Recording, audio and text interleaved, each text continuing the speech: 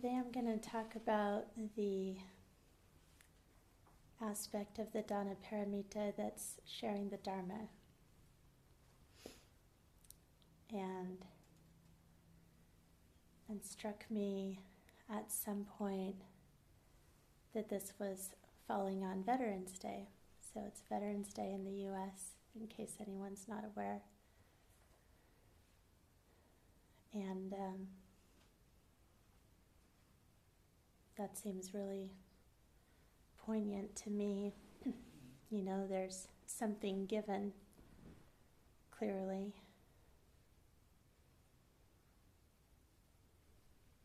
Consciously on some level, probably unconsciously on a lot of levels.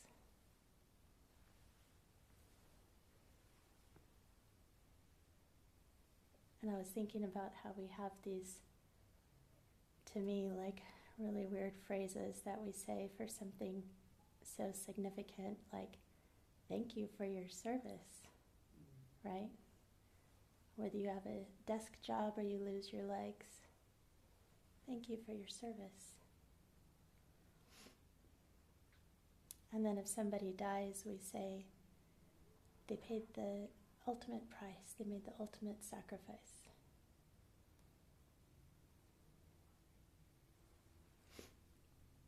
And some of you know I have a dislike of platitudes.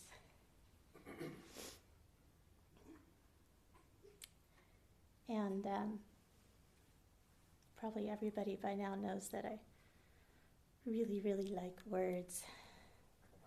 And, you know, when I come across something like that is in a talk or a writing, then I tend to look it up, and I usually find a definition that I feel like is useful, helpful. So I did look up platitude, and I appreciated the first definition I ran across that says a remark or a statement, especially one with a moral content, that has been used too often to be interesting or thoughtful. So I think that, you know, the definition is helpful because it points out that, you know, it's not that the thing isn't true.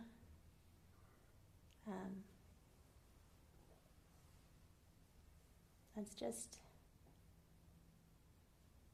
that for something to be a platitude, it tends to be delivered with so little attention, so little care. You know, but why do they exist? Because somebody did care, because, you know, it has that thread to something deep and meaningful and important and valuable.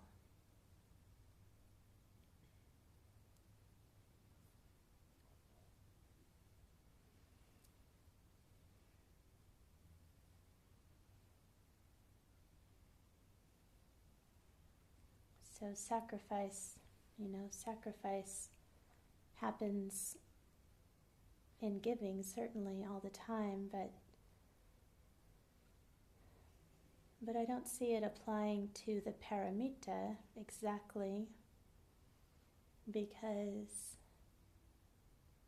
this idea of sacrifice is, you know, having this, it requires, I think, having this illusion that I'm giving up something that I needed. This idea of martyrdom is not the kind of paramita we're talking about.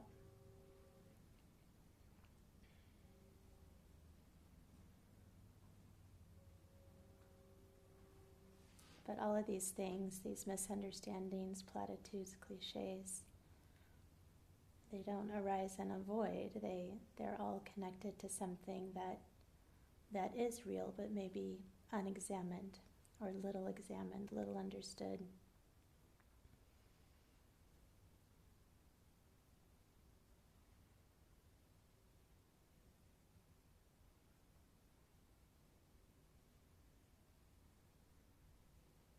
I reflected on how old my dad must have been. He was a Vietnam veteran.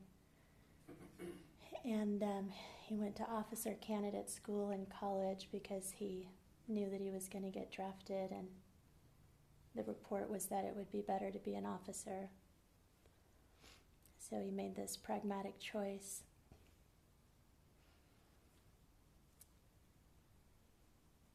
And he survived, clearly. But his experience was one of being a 23-year-old in charge of the lives of 18-year-olds, many of whom died, and he identified them.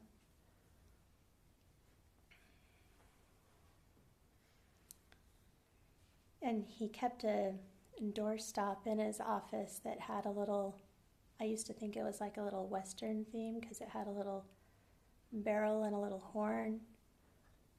And at some point when I was a teenager, I asked him what it was. And it was a mortar shell and a bullet that he had taken home because he had to, I guess, because he just had to have this connection to what had happened. A mortar that had gone off, and he ducked, and it hit the person behind him and killed him.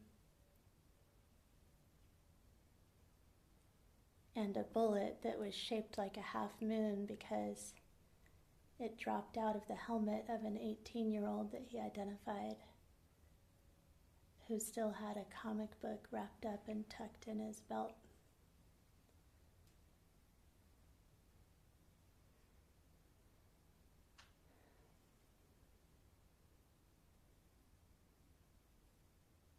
And so maybe this is why it's never felt satisfying to me to say thank you for your service.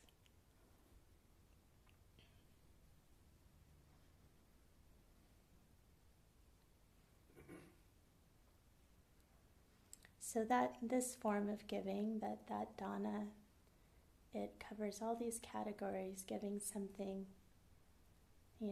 time, resources, sometimes one's life, protection, perhaps some fearlessness. Definitely the Dharma, because there isn't anything that's not the Dharma. So when we see the worst of war, the most horrific, it's like, yes, there is suffering, there is nobility, there's heroism, there's people coming together, there's everything being connected. So we'll talk more about how, sharing the Dharma is happening all the time. It's not like a thing that I do that other people don't do.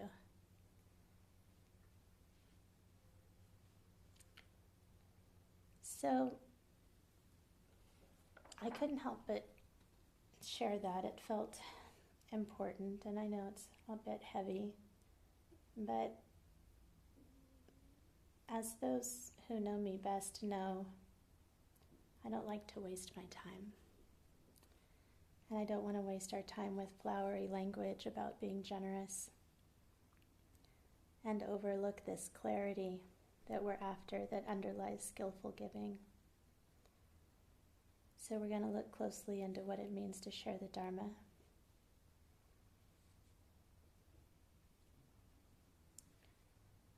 So even though, the Dharma is really just the nature of things, it just means the nature of things. But yes, if it were that easy, there wouldn't be like this whole thing called sharing the Dharma. So, like almost anything, there's clearer versions, there's, versions that are maybe more fundamental to everything, and some that maybe are more incidental. So when a teacher speaks of the Dharma, they're talking about this fundamental part, things that are essential to work toward understanding so that people can gain the clarity and skillful behavior and reliefs from suffering that practices like this promise.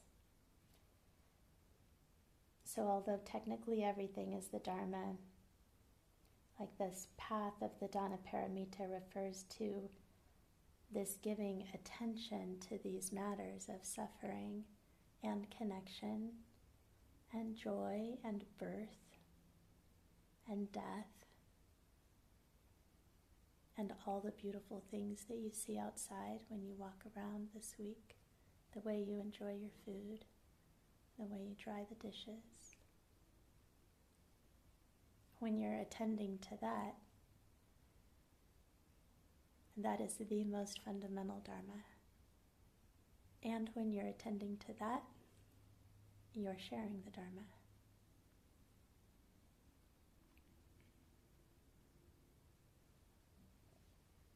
So there's no waiting to understand.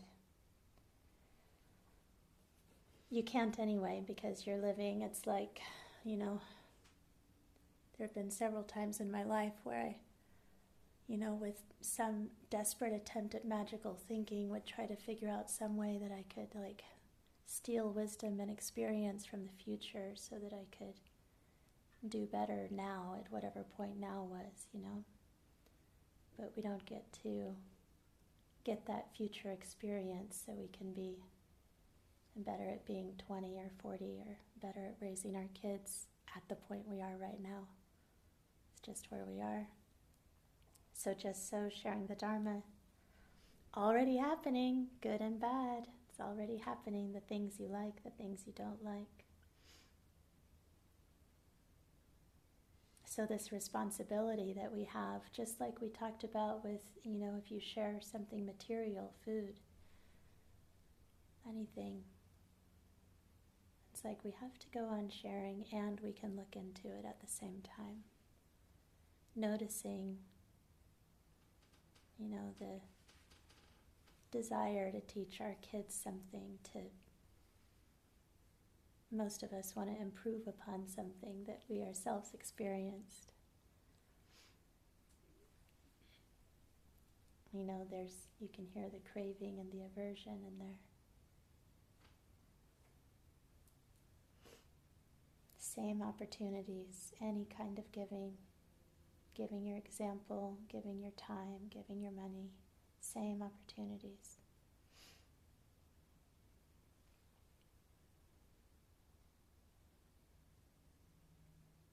It's really nice. It's really nice to have some progress, even though, you could say it's a downside. I'm much more acutely aware how little I know than I used to be. I think from my old me perspective, that would have been a downside. I would have been like, no, I need to get to the place where I got it all figured out. But although it is the case, it's not a downside anymore. That's the part that's nice. It's nice to just be able to just go ahead and do what I need to do, even though I know I don't know, even though I know it's not perfect, even though I know, all of my favorite teachers, well, almost all of them, all of the old masters,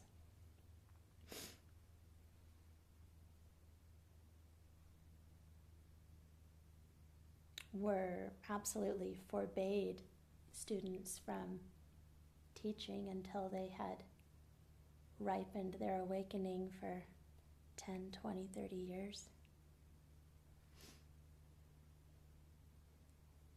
So they knew very well that it was going to remain unclear for a long time.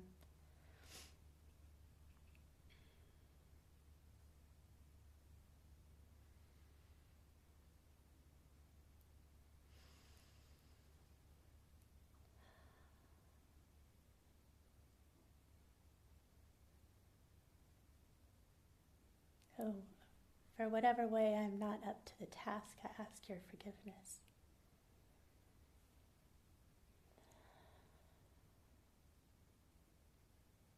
And it's not the world we live in now. A world where all the teachings were happening in monasteries.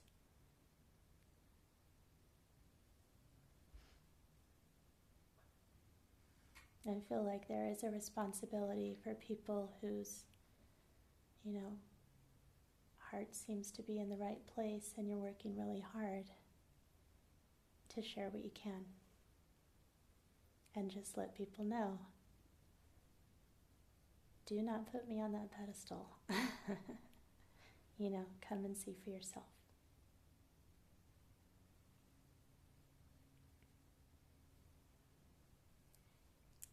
But yeah, I'm thankful, that I can do things like this. I learned so much from it. I'm sure I'll say more about that later.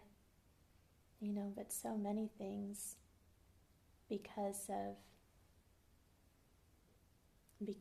this, it's circular. It's like because of this determination,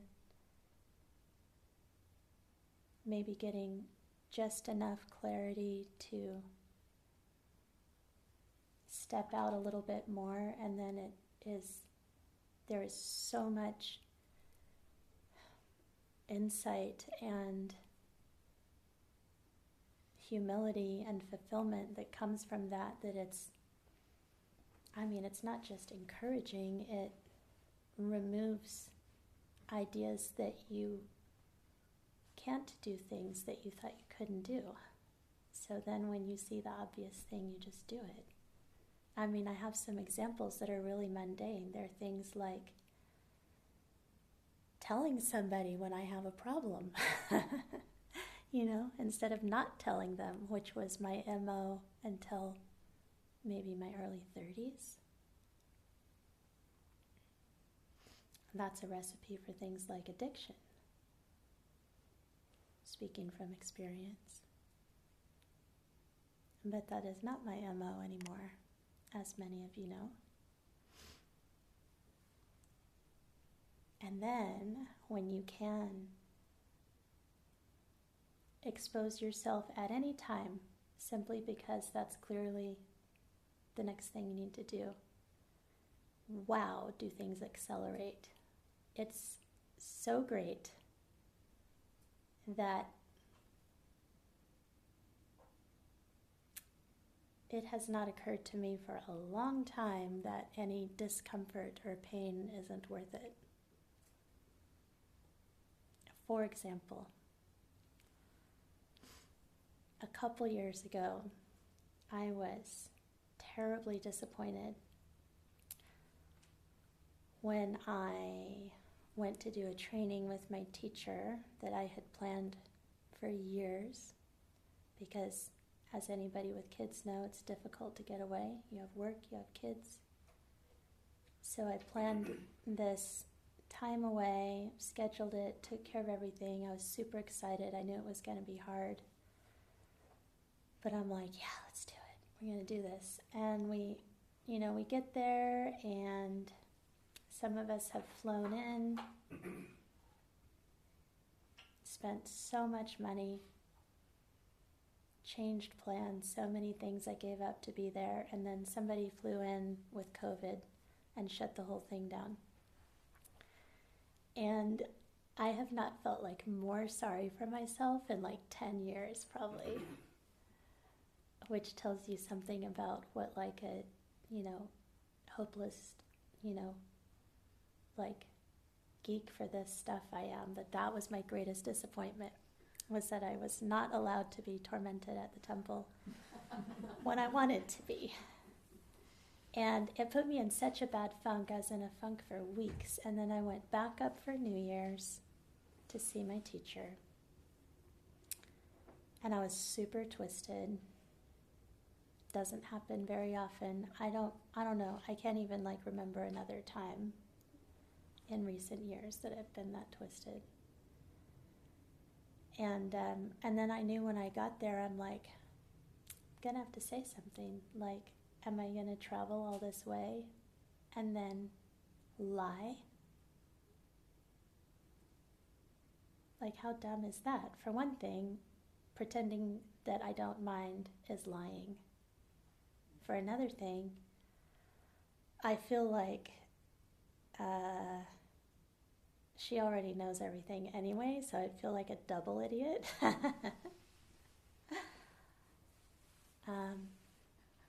and there's no opportunity for privacy at New Year's. So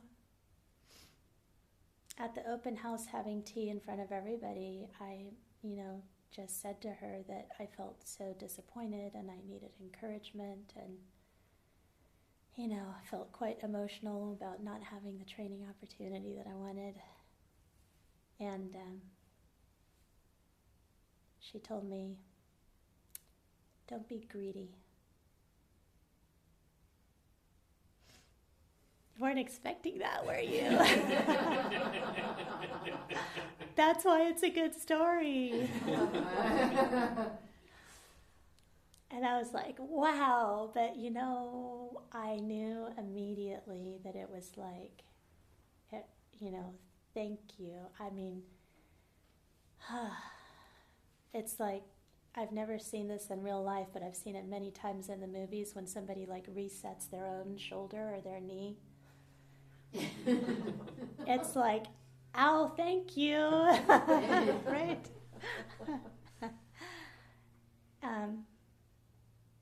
Because I had, it was funny. It was like I didn't even have the shame, thank goodness. Wow. I didn't even have, what good is that? It doesn't do me any good to have shame. But I did see, that I was overlooking my extraordinary good fortune at having what I have so far. And she reminded me.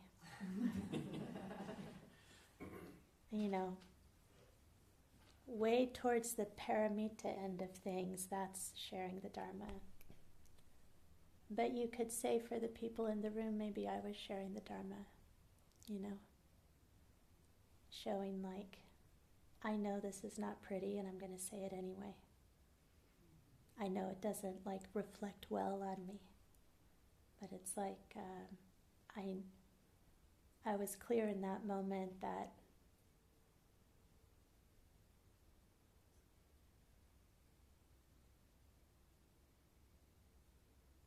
saving face in that situation was the worst thing I could try to do.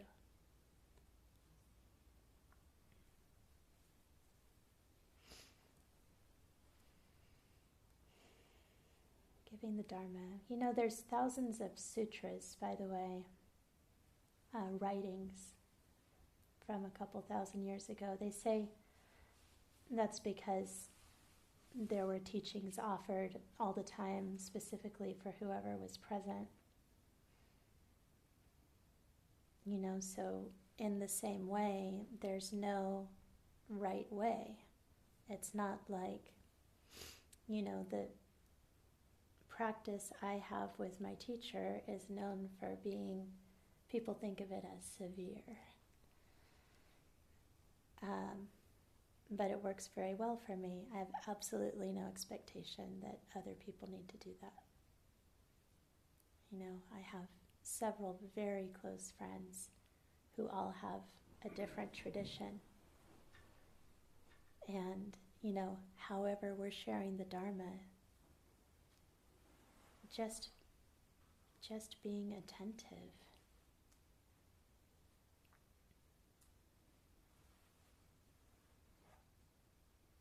Just,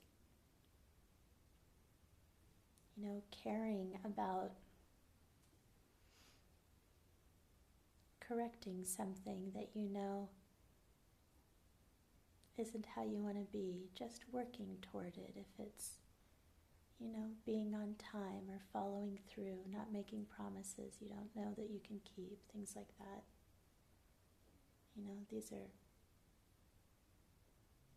ways of sharing the Dharma that have deep integrity and meaning and will clarify your whole life, not just that one thing. Oh yeah, I thought there's another great example. See, and then the clarification, like we've been talking about so far this week, it's freed me up so much to notice things more. I feel like I missed almost everything for a long time. And then for a while after I really got into meditation, I started thinking, oh, all of these amazing things happen all the time now, as though I'd walked into some magical realm. But gradually I realized, like, the world hadn't changed, I changed. And it wasn't magic, it was like I started noticing.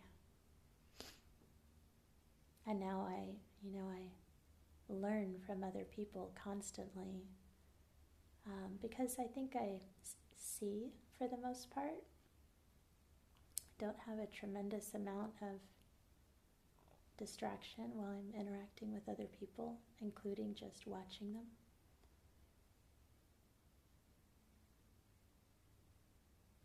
And so, my love of Zen came from as soon as I started getting exposed to it. First I started going to Mount Baldy here in Southern California, and I loved it. It was a very intensive retreat, and so I, felt like I was getting quite a bit of insight. But then, I feel like some of the mundane things were the best that really stuck with me. I remember between sitting periods, we would do a kinhin walk. We all get out and walk in a line together. Extremely structured, much more structure than we have here. And that was a time when you were allowed to go to the bathroom. So everybody runs off and goes to the bathroom. And it might seem like kind of a weird thing to share, but I just wanted to say this strange thing was I just remembered, some of you know this person. She's the Shika, she's the director at Rinzai-ji, and when she was at Mount Baldy that year, we were all in the restroom waiting our turn, and then there's stalls, so there's a normal door in the stall, and then I realized that she's gotten out the toilet brush and she's cleaning the toilet before she comes out, which maybe this is normal for other people, but I had never seen anyone do that before when a bunch of people are waiting for the bathroom. I thought it was just a cleaning activity, time to clean the bathroom. But my point is, because I had started seeing things differently, it was everything became a teaching. And so I saw her and went, oh, that's so beautiful. She immediately cleaned up after herself. And again, why am I even able to see that? Maybe because I had dropped most of my pointless shame. Now do I need to waste time feeling ashamed that I didn't know that already? Look at this fantastic lesson I just got. Oh, clean after yourself immediately. What a concept. It's wonderful. And at the same place, there was a time when we had this visiting Roshi from Japan, and he was a real bigwig. He was the head of the Myoshinji school of Rinzai. And he traveled with a little entourage, and his partner was the head of a temple herself. And so they, being a really traditional group, they have a lot of regalia and stuff. They wear these really cool robes and everything. And so one day we're all, sitting there having tea, and the shika comes out and serves it in a very formal way, and those of us who are new like me are make sure you do everything right. Watching, you're having tea with the queen, drink it when they drink it. What are they doing with their trash? You pay attention to all those things. But the thing that really struck me in that meeting was suddenly somebody, thank God it wasn't me, somebody spilled their tea. And in a flash, this woman who is the equivalent of a priest, very high up, Osho they call her in Japan, whips out her handkerchief and dives onto the floor and cleans it up. And I just, the humility of that vision just kind of blew my mind, Like there was nothing here saying like, well, now that I have my own temple, who's going to clean that up,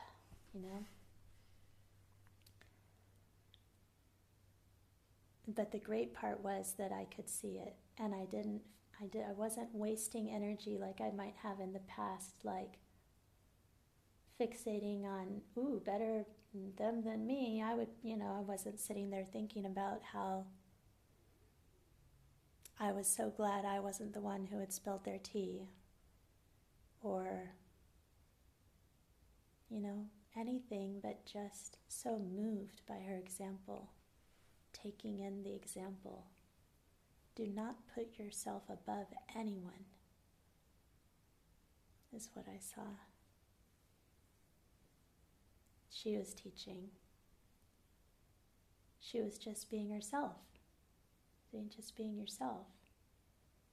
One of the greatest teachings of the Dharma that came to mind. There isn't anybody here who can't do that.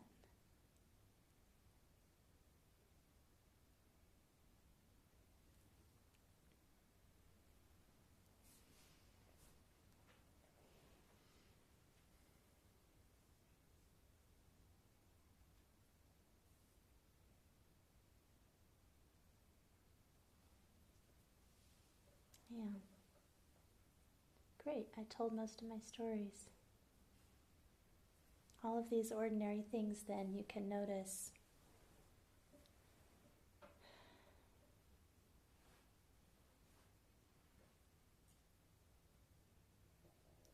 Breathing, walking. Some of you are gardening this week. Some of you are cleaning cat hair. Some of you are prepping food. Some of you are cleaning bathrooms.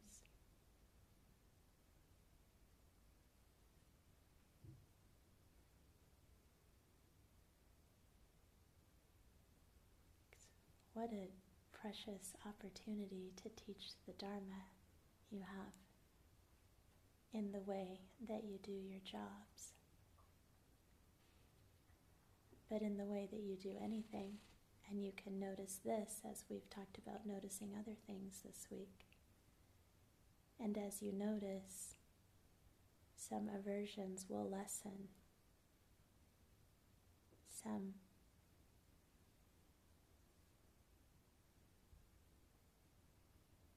inherent sense of everything being connected will increase.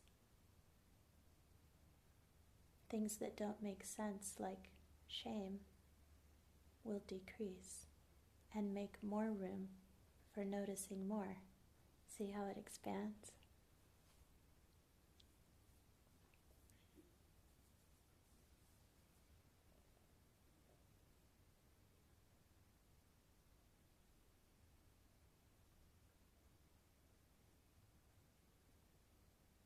So how does the Dharma relate to generosity if you can't really intentionally give it? You can't really even intentionally increase how well you give it. You can only grow, and, probably that's correlated.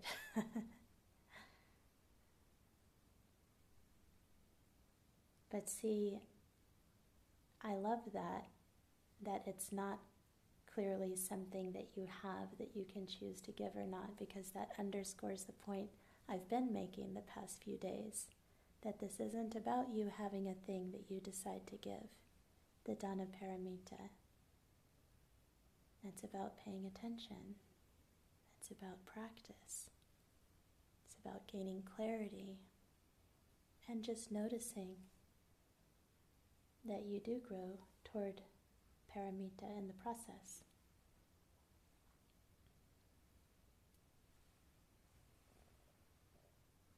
Like all forms of Dana Paramita,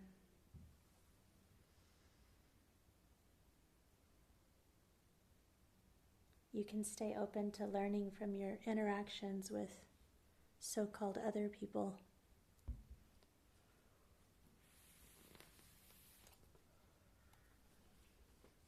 I'll leave you with these guys again for some great examples from real teachers.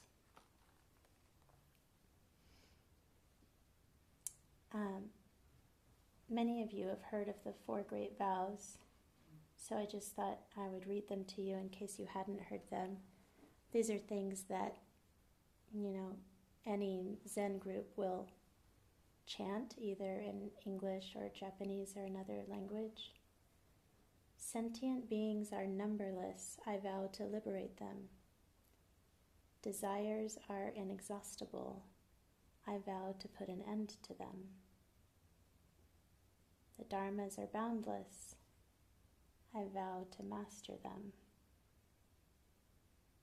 The Buddha's way is unsurpassable. I vow to become it.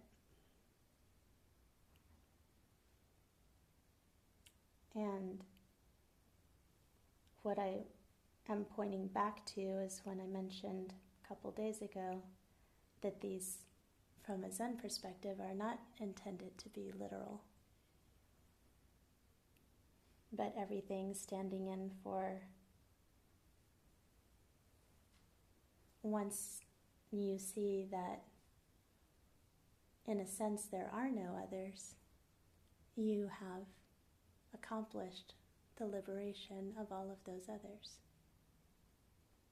And the same with all of these, the desires, the dharmas, the Buddha's way. So you don't have to be a master of all the dharmas. The mastery comes in realizing little by little that there is no mastery and that you're already doing it.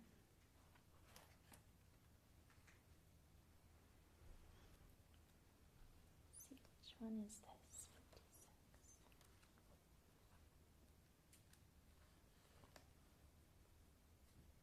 Must be this one.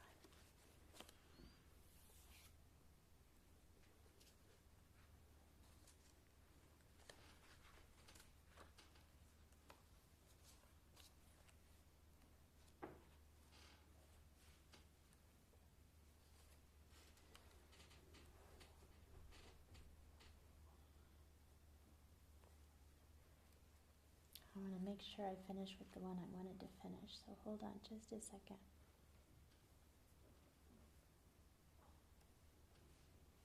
Oh yeah, they are both from here, okay. So these are both from Basui, the guy I mentioned to you from 14th century. Just a little bit more on the so-called other people. And if you truly want to read the sutras, you first have to awaken the mind that reads. All formal readings from the sutras are ultimately destructive. You hear what he's saying there? It's the being, the teaching. So don't make the reading the teaching. The wonderful Dharma of one's mind does not change through successive eons. It is the essence of all the sutras. If you want to comprehend this essence, you should know that the voices of frogs and worms, the sound of wind and raindrops, all speak the wonderful language of the Dharma.